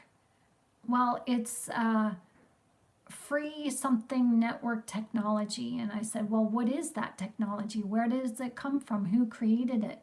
And I was trying to narrow it down from where it came from, because it was just giving me business speak and all this technical jargon that people wouldn't really question, like, okay, neuron technology, okay, all that's satisfactory. No, what kind of neuronal technology in it? And from what I understood, it was just a type of coding that could read certain types of directions, so I don't know. So Neuralink, Elon Musk, but you talk about a messed up childhood, ask his dad.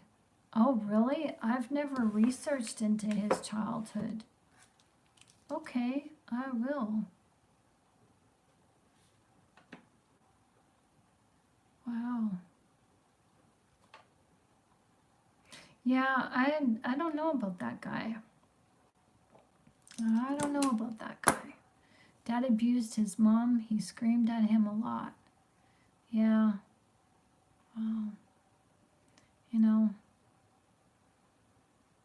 Enter the Stars.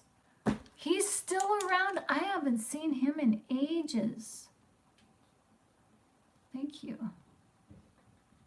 That's a really good channel. I like that channel. Thanks. Cool. Well, everyone, it's 12:13, and well, I gotta wash this guy because he wedded on himself, so I have to. Yeah, Casey does have a lot of insight, doesn't he? So, but we seek God, not AI. Amen to that. Be blessed. Amen. You guys be blessed, okay? Be blessed. Enjoy your holiday tomorrow. Thanks for chatting with me. Title of the book. This one. Narcissism, the Bad Boy Image. You can download it. You can find this on Amazon or download it on my Ko-Fi site. AI is our friend? I'm not so sure, but I don't consider anybody a friend if they don't have empathy. Can't trust anything that doesn't have empathy. Even animals have empathy. So, but that's just my humble opinion. So was the serpent in the garden, according to the snake. Really. So we're going to have some good chats on here about scripture and the Bible. You guys are awesome. So I'm going to head off because he's getting cold and he needs to have a bath. Get him cleaned up, ready for bed. So I will see you guys back here tomorrow night, and we can talk again. I look so forward to it. You guys are awesome. Yeah, bring it. Yeah, bring it. I'm Larry. Keep my eyes open. Always have a paper map. Amen to that. Surrey will lead you everywhere, every which way you don't want to go, and not take you where you need to go. And shh, Surrey didn't hear me say that. Okay, so you guys have a good night. Thank you so much for chatting with me and talking with me. And thank you for your donations, for those of you who donated tonight. You know who you are. Thank you.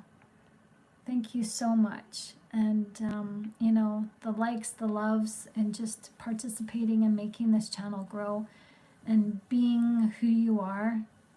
I appreciate all of you. Mwah.